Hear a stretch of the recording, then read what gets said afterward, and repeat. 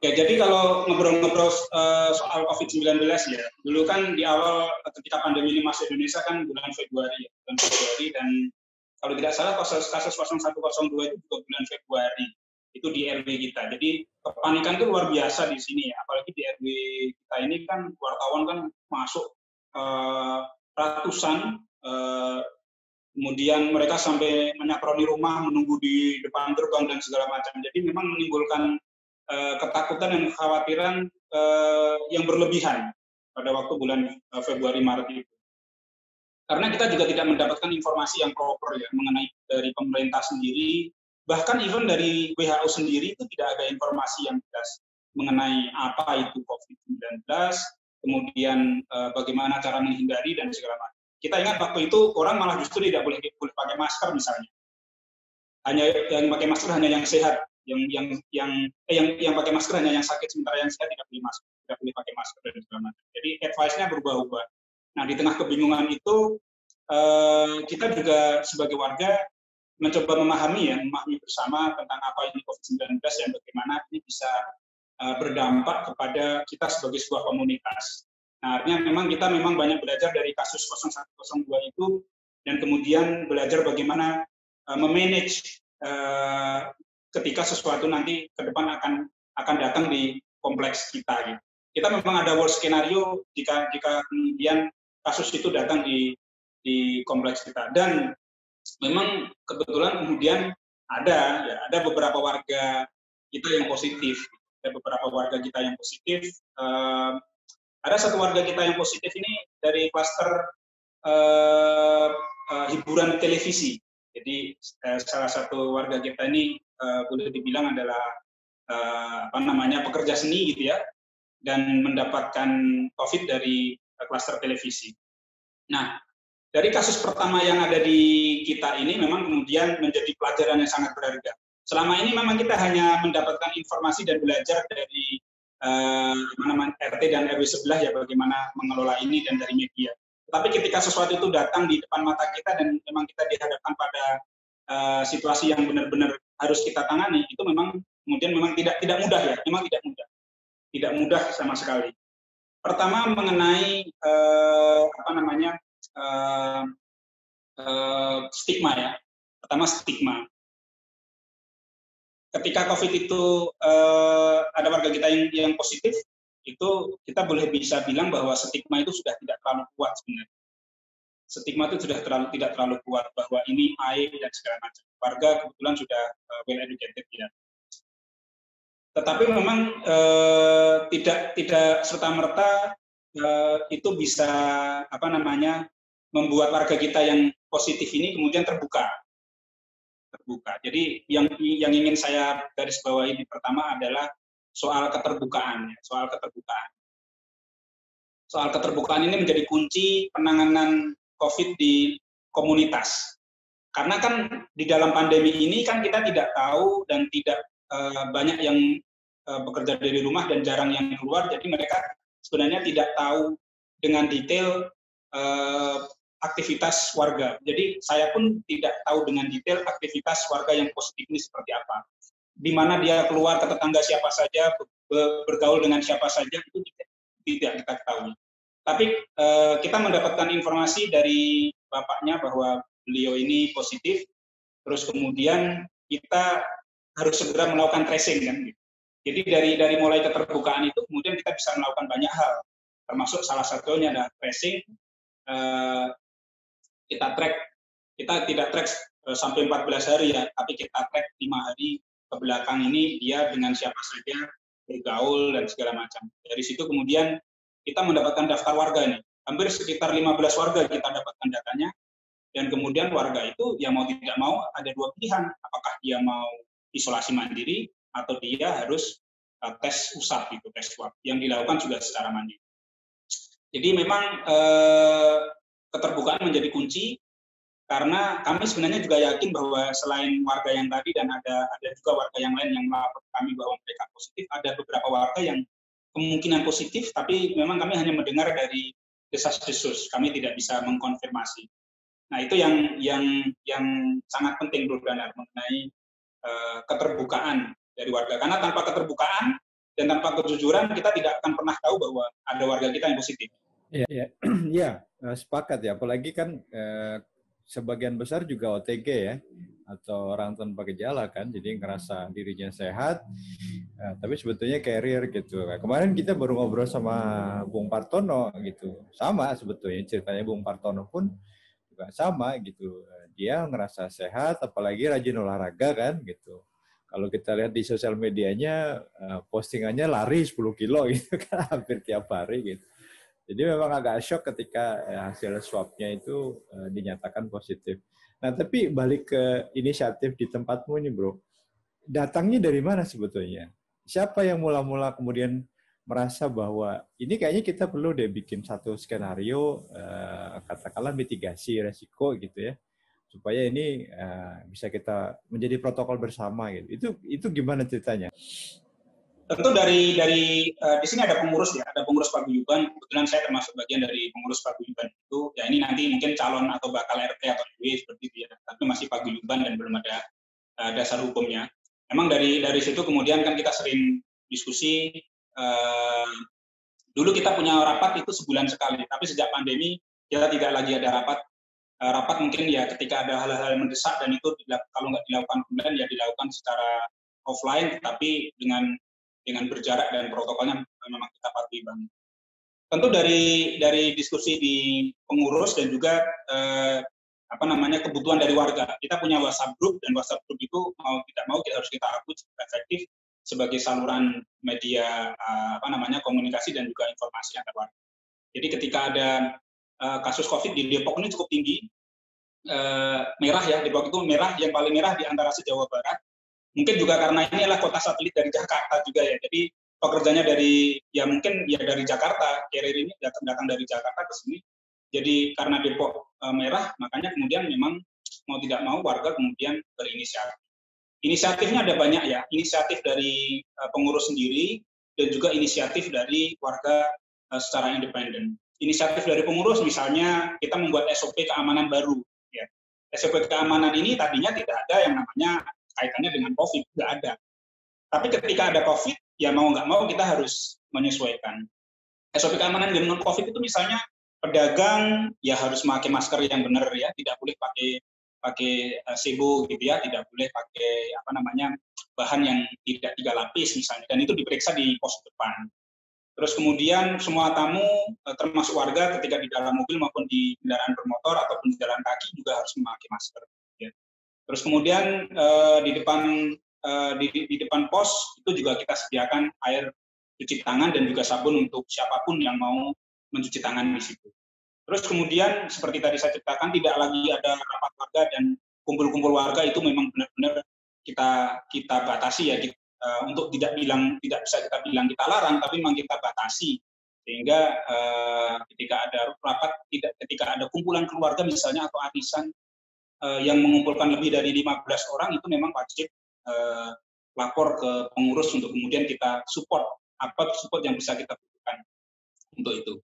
Terus kemudian inisiatif yang datang dari warga secara individu misalnya, ya itu ya dengan mereka menyediakan dengan ada beberapa contoh, sebenarnya ada beberapa warga yang melakukan itu sendiri di rumahnya, kemudian di-share di grup, kemudian pada tertarik misalnya membuat tempat cuci tangan di depan rumah, menyediakan sabun ya. Itu untuk siapa saja, termasuk untuk para pengantar paket ya, kemudian Gojek, Gokar dan segala macam itu bebas mencuci tangan di depan rumah kita. Ada lagi yang sifatnya adalah koordinasi kita dengan RW maupun RT setempat.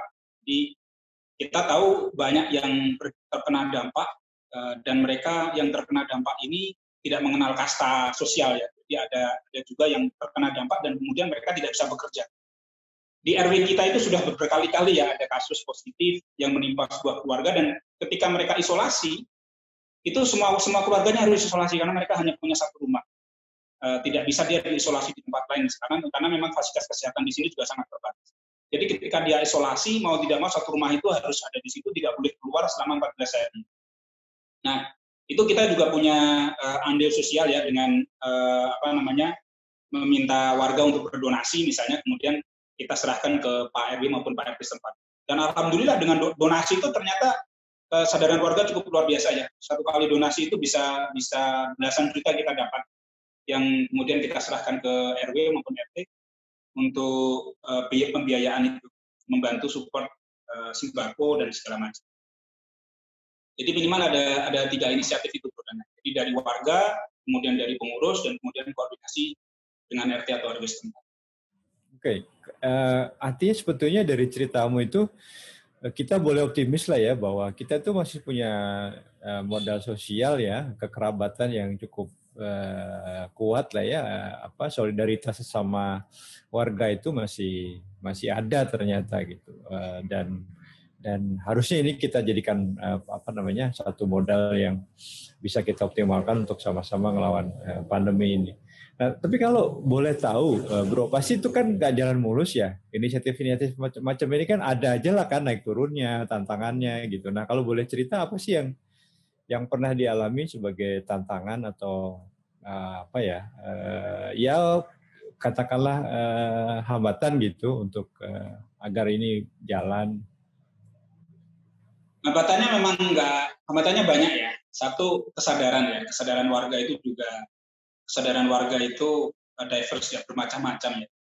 Apalagi di sini ini karena masih klaster yang membangun, masih ada banyak proyek, sehingga memang kita tidak hanya mengendalikan warga, tapi juga banyak sekali tukang di sini, ada puluhan tukang yang masih bekerja di dalam kompleks dan setiap hari keluar masuk.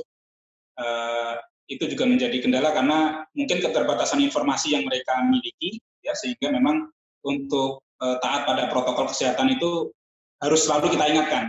Jadi kita punya tim security di sini. Tim security itu sekarang di masa pandemi ini tugasnya tidak lagi menjaga keamanan ANSI, itu kan dulu. Tapi sejak masa pandemi itu SOP-nya itu saya rubah. SOP-nya itu saya rubah, tidak hanya keamanan tapi juga pelayanan warga. Nah, pelayanan itu yang dimaksud ya ikut membantu pelayanan ketika ada warga yang positif, maka dia yang kemudian sebagai supporting system ya untuk belanja sembako, langsung naruh di depan rumah gitu ya. Bahkan menyirami tanaman di depan rumah itu tidak bisa dilakukan oleh orang yang sedang menjalani isolasi. Jadi menyirami tanaman aja itu juga dibantu oleh tim yang memang sudah kita tunjuk di sini. Jadi komunikasi kita bangun sedemikian rupa sehingga mereka yang positif itu tidak merasa dikucilkan tapi merasa ada supporting system dari warga. Karena memang semua di sini pendatang, 100% pendatang, dan mayoritas tidak punya sanak saudara di Jakarta maupun di tempat dekat ya, sehingga memang kekerabatan tadi itu menjadi kunci. Nah, tantangan lain mungkin soal keterbukaan itu tadi yang saya sempat sampaikan di depan. Ada tiga keluarga di sini yang positif, tidak hanya satu orang ya, satu keluarga itu ada yang 2 dan 3. Itu yang melapor ke kita. Tapi kami yakin bahwa sebenarnya ada beberapa yang tidak melapor misalnya gitu ya. Dan itu yang menjadi tantangan juga bagi kita dan warga. Justru ketika tidak melapor itu kemudian muncul desas-desus dan banyak pertanyaan datang ke kami gitu ya. Apakah si A ini positif atau tidak dan segala macam, sehingga muncul kegelisahan. Tetapi ketika seseorang itu positif dan kemudian secara terbuka mendeklar dan kemudian menyampaikan siapa saja yang kontak dengan saya untuk melakukan ABCD dan minta dukungan dan segala macam, justru kemudian mudah untuk kita tangani bersama. Oke, artinya memang pun di tengah masyarakat yang katakanlah dia adalah pendatang, dan asumsiku kan tetanggamu itu kan ini ya, kalau boleh dibilang kelas menengah ke atas lah ya gitu. Artinya secara pendidikan maupun level ekonominya pun masih ada tantangan itu ya ternyata ya. Bahwa nanti jangan-jangan kalau saya declare ini dikesankan jadi aib atau apa sebetulnya yang menyebabkan orang enggan untuk secara terbuka menginformasikan bahwa kami sekeluarga ini positif gitu, jadi mohon dukungan dan seterusnya. Jadi apa yang dirimu tangkap sebagai faktor untuk yang menjadikan orang enggan untuk Saya kira kenapa orang kemudian mau declare itu memang kesadaran pribadi ya, kesadaran pribadi mereka bahwa kalau saya apa namanya, dan itu tanggung jawab sosial ya, kalau saya simpan untuk diri sendiri justru berbahaya. Jadi memang kami sangat mengapresiasi warga yang mendeklar dan kemudian menginformasikan mengenai kondisinya. Ya. Sementara ada beberapa warga yang mungkin tidak declare, itu juga apa namanya, satu kita sayangkan, tetapi kedua memang juga kita jaga hak-haknya. Bisa jadi tidak declare karena dia merasa minim kontak dengan warga di sini, minim kontak. Karena memang selama pandemi ini kontak di warga di sini itu sangat minimal ya. Karena tidak lagi ada kumpul-kumpul, tidak ada lagi bakar-bakar, jagung segala macam. Jadi kalau dia kerja dari kantor ya dia kerja kemudian pulang. Mungkin kontak dia di kantor dengan orang kantor, tapi tidak kontak dengan warga di sini. Karena ketika dia pulang, dia sudah malam misalnya, dia langsung istirahat dan segala macam. Mungkin ada kondisi seperti itu yang berdasarkan pertimbangan mereka, kemudian mereka memilih untuk tidak mendeklar. Tetapi ketika kita tahu bahwa seseorang yang suspek dia positif dan kemudian kita tahu bahwa aktivitas dia di warga ini cukup intens, berkomunikasi dengan banyak orang, itu biasanya langsung kita hubungi dan kemudian kita apa namanya, kita beneran minta informasinya apakah yang bersangkutan positif atau tidak. Oke, nah kalau boleh kita minta dirimu untuk berbagi gitulah ya, berbagi saran, berbagi tips. Kira-kira apa yang bisa kita bagi ke sahabat-sahabat semua, Bro Agung? Karena kita kan nggak pernah tahu ya, nggak satupun orang yang bisa memastikan pandemi ini kapan berakhir kan. Artinya kita masih akan terus hidup dengan situasi seperti ini tuh sampai kapan kita nggak tahu. Artinya kita harus selalu punya satu skenario mitigasi yang harus kita pelihara terus. Jadi kira-kira apa, Bro? Dari pengalaman kami di sini ya, mungkin yang pertama adalah tentu patuhi protokol ya, patuhi protokol kesehatan. Dalam lingkungan dalam kehidupan kita bermasyarakat itu cara kita mematuhi protokol itu bermacam-macam.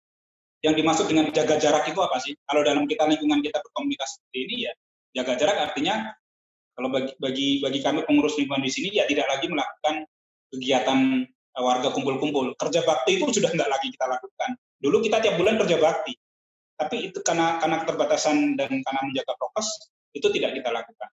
Rapat warga yang tadinya ada di rumah warga bergantian gitu ya, itu kita hindari dan hanya kita lakukan ketika dibutuhkan dan kita lakukan di tanah lapang misalnya. Terus kemudian tracing gitu ya. Kalau kewajiban kita kan sebagai masyarakat yang 3 ya, memakai masker, menjaga jarak, dan kemudian mencuci tangan. Tetapi bagi teman-teman yang mengurus lingkungan, gitu ya, siapapun yang mengurus lingkungan, maka sebenarnya sebagian dari tanggung jawab pemerintah itu ada di pihak kita, yaitu untuk memastikan bahwa tracing itu dilakukan ketika ada warga yang positif. Kita melakukan tracing itu memang cukup capek ya di sini ya, karena ketika ada yang warga yang positif dan kemudian yang bersangkutan itu kontak erat dengan beberapa warga, itu rangkaian efeknya itu bisa panjang. Yang terakhir itu sekitar 2 bulan lalu, itu kita mencatat ada sekitar 25 warga yang kontak langsung dan tidak langsung. Ya, kontak langsung artinya main gaplek bareng gitu ya, keliling gitu. Artinya kalau main gaplek itu biasanya ya kartunya habis dia pegang saya pegang gitu ya. Itu termasuk yang kontak erat misalnya. Atau yang tidak langsung seperti itu, misalnya hanya nongkrong dan kemudian ngobrol-ngobrol sebentar. Itu ada 25 individu yang kemudian yaitu tadi mau nggak mau harus kita beri opsi isolasi mandiri atau swab. Ada beberapa yang memilih isolasi mandiri dan ada beberapa yang memilih swab, dan ketika negatif maka kemudian kita nyatakan selesai, boleh lagi beraktivitas. Itu beberapa apa namanya yang bisa kita lakukan sebagai warga. Nah, yang juga kemudian apa namanya, kalau sebagai individu tentu teman-teman sudah tahu semua lah ya, bahwa apa namanya, ya usahakan seminimal mungkin berada di luar ya, seminimal mungkin berada di luar. Banyak kasus di sini yang positif itu sebenarnya mereka menjaga prokes dengan ketat. Beberapa yang positif di sini saya tidak pernah melihat mereka keluar tanpa masker atau tidak. Tetapi memang ketika di tempat pekerjaan biasanya potensinya cukup tinggi, sehingga menjaga prokes saja itu tidak menjamin kita bisa kebal atau terhindar dari serangan COVID-19. Nah, sehingga ketika kita sudah kena, itu usahakan terbuka, tidak menutup-nutupi. Karena dengan keterbukaan itu kemudian banyak hal yang bisa kita selesaikan dan juga menghindari adanya OTG lain yang tidak tahu gitu. Dan itu mungkin beberapa lesson learn ya yang bisa kita bagi. Oke, siap, Bro Agung. Terima kasih banyak nih atas berbagi informasinya dan cerita inisiatif tadi yang dilakukan oleh warga ya di komplek perumahanmu. Dan mudah-mudahan dengan semakin banyak cerita yang model begini yang bisa kita sama-sama sharing, kita tambah optimis, kita tambah keyakinan bahwa kita nggak sendirian, kita bisa bersama-sama untuk menghadapi pandemi ini yang sekali lagi tidak pernah kita tahu kapan akan berakhir. Dan sekali lagi terima kasih banyak Bro Agung. Mudah-mudahan sama-sama atas undangannya. Semoga sharing yang sedikit ini bisa bermanfaat. Siap, insya Allah bermanfaat. Sekali lagi terima kasih Bro Agung. Salam sehat.